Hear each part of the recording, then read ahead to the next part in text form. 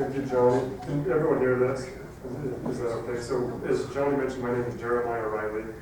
I'm a lawyer and also a lobbyist. I've been involved in drones and city talk for a few years now. I work pretty closely with the legislature on appropriations that deal with drones and also on legislation itself. So, in regards to law practice, I run a law firm called Premise Law. We do a lot of municipal law and other regulatory stuff. We kind of work with the cross-section of business and government. And we've also started another entity called Premise Government, where we contract with local and state governments, kind of plug into the legal departments and help them when they have a lot of extra work, and then we unplug. So this topic, I don't have a PowerPoint, as you can see. I'm a nice guy, and trudging through a PowerPoint on drone law and compliance is a terrible thing, okay? This is not something that I want to do, certainly not something that you would want to do. In fact, last night I couldn't sleep at all. I was laying there in my bed. I've been traveling a lot. When I travel, I can't sleep. And I was laying there and I tried everything. Okay, nothing could help me fall asleep. I tried counting sheep. I tried doing a bunch of stuff. So I decided to consign myself to a sleepless night. I started reviewing what I'm going to talk with you about. And I was asleep within 5 or 10 minutes. It worried me, honestly. So I'll try to keep it as interesting as I can. What I hope to do is provide a conceptual framework. And I know some of you care a lot about drones, some of you might not, depending on what your various capacities are. But I hope to provide a conceptual framework about drones. Okay, this is a complex issue, there's a complex law. And as you go back to your respective counties, I hope you can draw on this framework. It's going to be fairly general. We don't have the time, to really take a deep dive into drone law. But I hope you can draw on this framework to help you make more informed policy decisions and also help you make decisions more accurately when it comes to drone issues in your counties. So John has given me about half of an hour or so to cover this, more time if we need. But I recognize I'm the last person standing between that and weekend probably, and for a lot of you guys, so I'm going to keep it quick and try to wrap it up. So I'm going to cover 3 areas. The first thing I'm going to talk about is preemption. Preemption happens whenever you have multiple governments trying to deal with the same issue. We have preemption issues. We have them with drones. So we have the federal government trying to do things, the state is trying to legislate also, and we also see local governments trying to legislate. So I'm going to talk about preemption when I support with drones. I'm going to do that briefly. After that, I will talk about the state drone law. So Utah has its own drone law. We have it's section 63G in Utah code. It deals with law enforcement use of drones. I'll talk about that briefly. And then I will spend most of the time talking about federal law and then what the federal law essentially mandates for public entities and how you can be compliant. If you're interested in using drones within your counties, what you can do to be compliant in that use. So who knows much about preemption? You deal with that, you hear that word often, you deal with preemption in your various capacities. Is there anyone? Preemption? Yeah. Okay. Yeah, preemption is a sticky thing. So preemption is based oftentimes in constitutional law. So the federal government says that it's supreme over a lot of areas and it decides to regulate in certain areas. The states can't regulate in that same area without creating issues. So what we have here with drones is the federal government says that it is in charge of the national airspace. So what the national airspace is everything above the ground. So through the FAA, the federal government regulates the national airspace. But we have states, Utah is no exception. We have states that are also interested in regulating drones. So as states write laws and enact laws that deal with drones, it can be a preemption conflict. So the federal government says that it's told states stay out of certain areas of drone regulations. It's called express preemption. And as states get involved, it creates constitutional law problems. And as a lawyer, I'm really interested in seeing what happens in the next few years as they start litigating some of these issues. And it'll be really interesting. But there's another level of preemption that we will see, I think, soon. And that's when the state legislates for drones. It can preempt what the counties are doing and what other subsections of the state governments are doing. So I'm working with the legislature now on a handful of bills. A lot of these bills have provisions that deal with preemption. Okay, it preempts county, essentially what counties are able to do in regards to drones. So just take that away in your minds if you're ever involved in a discussion with lawmakers, with your council or commissioners in the county, talking about coming up with new drone laws. Maybe advise them not to do it yet. Let's wait and see what the legislature does, because I have a sense that there's going to be some preemption stuff happening, and some bills that are going to come forward. So to avoid preemption, the state's able to regulate certain things, but other things it can't touch in regards to drones. Okay, so if the state is trying, or the county is trying to regulate what the drone does when it's flying, there's a preemption issue there. However, the state can regulate and legislate what the person is using the drone for voyeurism, privacy stuff. It can also mandate where people can take off from, where they can't take off from. But if we see laws either at the state level or the county level that say you can only fly 400 feet or you can't do certain things in the air, it's likely a preemption issue. So moving on to state, here's a lot of information. Let me stop for 1 minute, just to pause. I'm going to draft a document that covers all the high points of what I'm mentioning. Okay, I know it's hard to absorb all of this, especially if it's something I'm super interested in.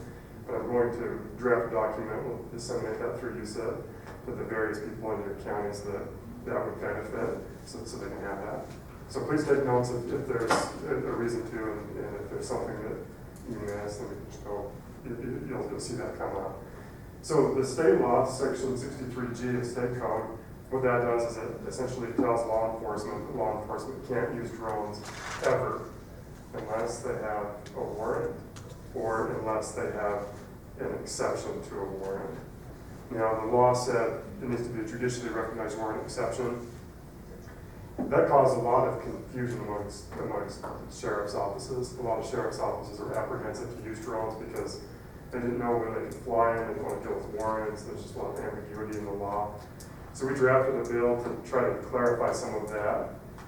A lot of sheriff's offices want to use drones for search and rescue. That's one of the main interests for county level law enforcement.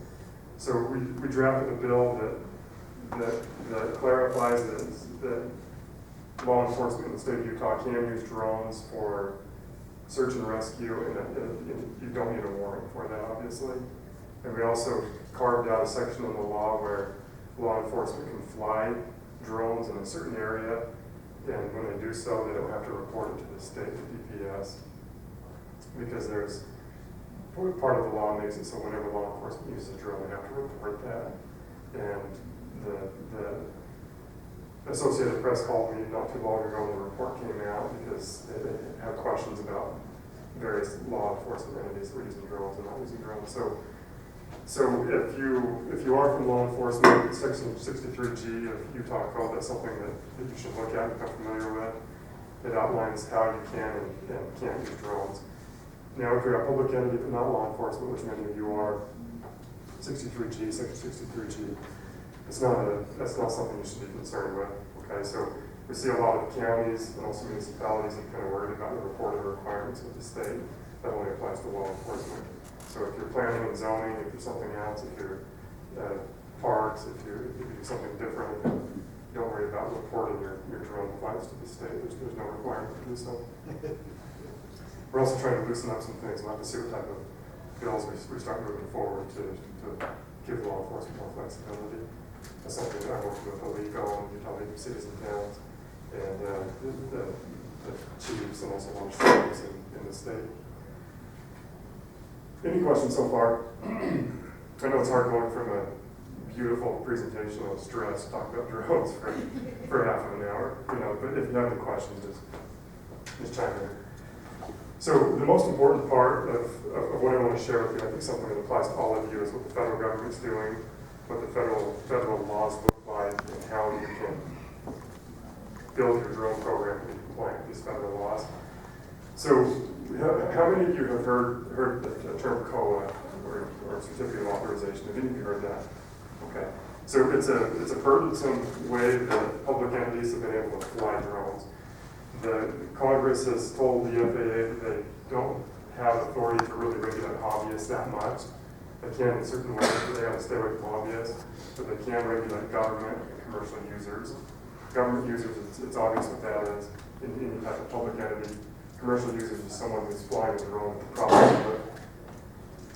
So the only way to fly, at least up to this point, is going through obtaining a certificate of authorization from the FAA that essentially outlines who's flying, what they're flying, what the entity is, what they're using it for, and it's hard. I've worked with a lot of counties here in Utah to obtain these certificates of authorizations in a bunch of municipalities. They've been hard to get. But the FAA has just done something that's made it a lot easier to fly. They've been working on a big body of drone code. It's called, they refer to it as Part 107. And this makes it so government and commercial users can fly drones easily and do away with the COA framework. Okay, so I'm not going to talk about COAs today because they don't matter anymore for most, for your interests. I'm going to talk about Part 107 and share with you what Part 107 is and how you can be compliant with Part 107. So with COAs, you have to have a pilot. The person has to be a certified airman to fly the drone and have to define the geography and so forth. So now under Part 107, to be compliant for the pilot, there's a test that person will take, 60 questions. There are about 12 testing centers in the state, from Logan all the way down to St. George, that will offer this test. And the test will test 11 different areas of aeronautical knowledge and other types of things that the pilot should be aware of. So it talks about classes of airspace, it talks about different types of hazards, it talks about how to fly safely. And if the person passes this test, the person becomes essentially, in that FAA's eyes, a certified pilot. So they treat this person as a real pilot, the person's credential to fly drones. Not every person flying a drone in your county has to have that license. So that person will oversee your drone program. The person is essentially accountable for what the drone does, but that person doesn't have to be the person actually flying it all of the time. And this is appealing, I think, for a lot of law enforcement and other entities where they might have pervasive use. They might have one drone and a bunch of different users or a bunch of different use cases, but not every person has to be certified as a pilot and taking that exam to fly. I think that's important. It makes drones a lot more accessible. Also keep in mind, Part 107 is new. They enacted Part 107 on August 29th. So this is new stuff. This is new law. Part 107 says that you can fly, if you have this certification, you can fly 400 feet above ground level or lower. You can fly during daylight and even twilight. You need to keep the drone within your visual line of sight, so that's something you got to be able to see. So if you're 400 feet up and the drone's fairly large, you can see that, far away, maybe up to a mile, if it's clear enough. The drone has to be 55 pounds or under, and it can't fly faster than 100 miles per hour. So these are all things that Part 107 says that kind of confine what your operations look like. You can't fly over people, you have to fly Class G airspace. So there are quite a few different areas that the FAA has implemented to try to reduce risk. So each one of these things has a certain risk factor that USIP cares about that I think any of your operators would care about. So you're not supposed to fly over people. I think the risk in flying over people, I think it's fairly obvious. You're not supposed to fly too high. You're not supposed to need to yield to manned aircraft. So each one of these things mitigates the risk of a drone operation. But if you have a need to fly outside of these parameters, you can also obtain a waiver to do so. So if you need to use the drone for search and rescue, and you need to fly far, it's possible to get a waiver to be able to fly the drone beyond your visual line of sight. If you deal with fires in your county, it's possible to get a waiver to be able to fly the drone far, to be able to look at the fire, having guys on the ground, individuals on the ground close to the fire itself. So just to get a sense of what we have here, how many of you have drones in your county that you're aware of? Okay, so about a third. I work a lot with the state. The state has a big compliance problem because they have so many different entities within the state have drones and they've been flying for years and years. I work a lot with DPS and DNR. And oftentimes it's, we'll see people flying out in the rural parts of the state without having any sort of authorization or compliance. So keep in mind, if people are doing that, it's not a good thing, you know, for a lot of reasons. The FAA cares about it quite a bit, but also if there's, under tort laws, strict liability can kick in, and people can become personally liable if they're flying the drone without the certification. I think it's important to keep that in mind. So don't fly it until you're certified, because as you're flying it, especially if you're doing so knowing that you're not certified, you're breaking the law, you're doing so intentionally, and it just opens up a lot of liability for USIP, for the county, for the individual flying. So does anyone have any questions so far? Okay. I was afraid this would happen. This would happen now, or shrunk down to 10 minutes. That's what happens in the next question. So there's about 10 or 11. So you're talking about for the test itself, for the written test? Yeah, there's about 10 or 11. And I will provide a list of where these are. Yeah. And the cost is about $150 or so to take it. You can fail the exam, so you can take it and fail it. If you fail it, you have to wait 14 days before you retake it. There's no, you can fail as many times as you want.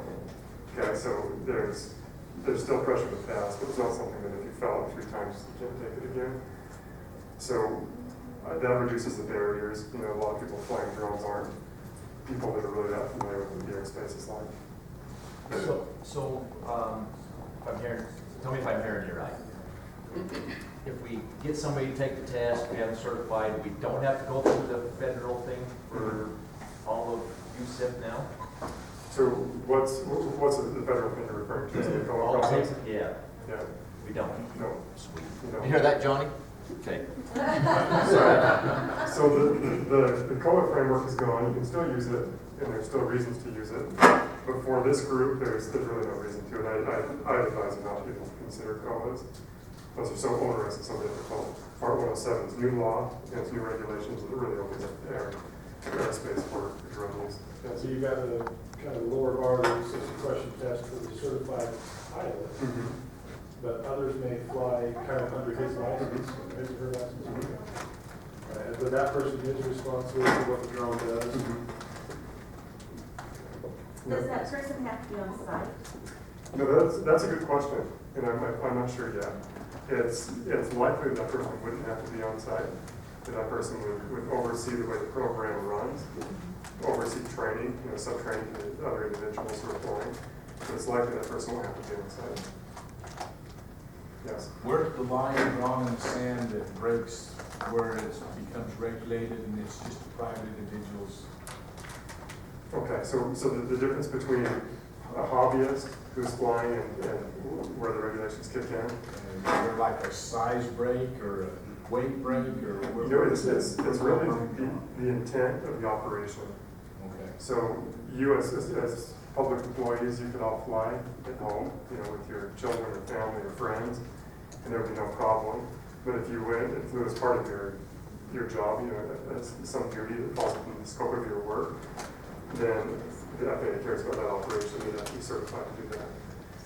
Also, if you're flying for a commercial motive, so say you're at home, let's say you're a real estate agent or something on the side, and you want to get some great images of the house you're trying to list, that's a commercial operation. There's a profit motive behind that. So the FAA regulates that also. So if you're flying for the fun of it, then the FAA regulates it to a degree. I don't want to say they don't regulate it at all. They care about the operation, but you're fairly free to do what you want to do. Same test. For obvious. For commercial. Yeah, same test, yeah. The Part 107 only deals with commercial and government, which is interesting. So it doesn't deal with all the hobbyists, but it's the burden for government is the same now as it is for commercial. The COA framework, government has a little bit lighter of a burden than commercial. So is the hobbyist then supposed to be licensed also? No. They don't have to be No. licensed. So the As hobbyist, soon as you use it for business or, for gain, then you have to be licensed. yeah, that's correct. However, hobbyists and other users need to register your drone. So that's something important I think a lot of people overlook. It costs $5 or $10. It takes about 10 minutes. The FAA has a site to do that on. So you have to register your drone. They want to be able to, if there's a drone somewhere it shouldn't be, they're hoping they can trace that back to an operator. So if they find it in a spot where it shouldn't be, if it has a collision, a person to drone to person damage or some type of air-to-air collision, they want to trace that back. So the FAA does levy fairly extensive sanctions if you don't register your drone. So even if you're not operating in the other counties that you have them, I recommend registering them if you haven't done so. Could they consider a remote control squad that's not autonomous? They do, yes. Yeah. So even though it's not able to fly under, through its own controller, they still consider that a drone. So we use the term drone kind of loosely. The FAA, they refer to these as unmanned aerial systems.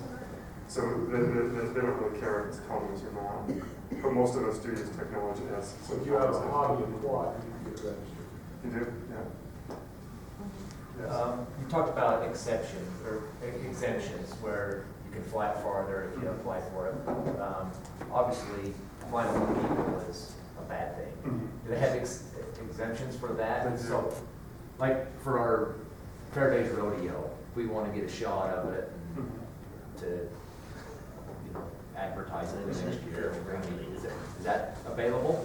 It's possible. The FAA has left this waiver, they call these waivers, and then they've left this framework in place so that it provides more flexibility in the law for all these different types of operations.